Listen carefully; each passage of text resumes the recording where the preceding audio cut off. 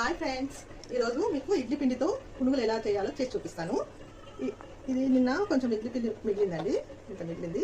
దీంతో మనం పునుగులు చేసుకుందాం ఈరోజు.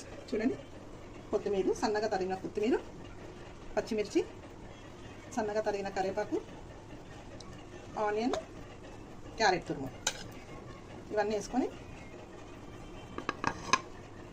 దీంట్లోనే బియ్యం పిండి అండి, 2 స్పూన్ల బియ్యం పిండి, 2 స్పూన్ల మైదా పిండి,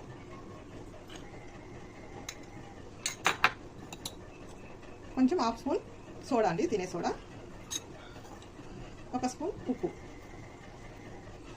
ఇవన్నీ వేసుకొని కలుపుకోవాలండి. చూడండి, ఆయిల్ వేడైంది. ఇప్పుడు మనము ఈ ఇడ్లీ పిండిని పునుగులాగా చిన్న చిన్నగా వేసుకున్నాం.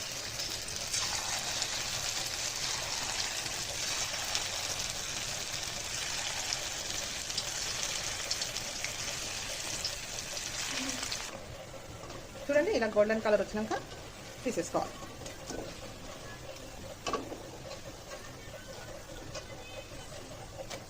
ప్లేట్లో తీసేసుకుందాం. ఇదిగో చూడండి, వేడి వేడి పునుగులు రెడీ అయినాయి. ఇప్పుడు మా మనవరాలండి సహస్రసిరి, హాయ్ చెప్పమ్మా. హాయ్, ఈమెకు టేస్ట్ చేసి చూపిస్తాను. టేస్ట్ చూడమ్మా, ఎలాగుంది చెప్పు. సూపర్ ఉందంటండి, మీరు కూడా చేసుకొని చూడండి. మా మనవరాలకి ఎంత నచ్చిందో. సూపర్ ఉందని చెప్తుంది. బాయ్ చెప్పు. బాయ్.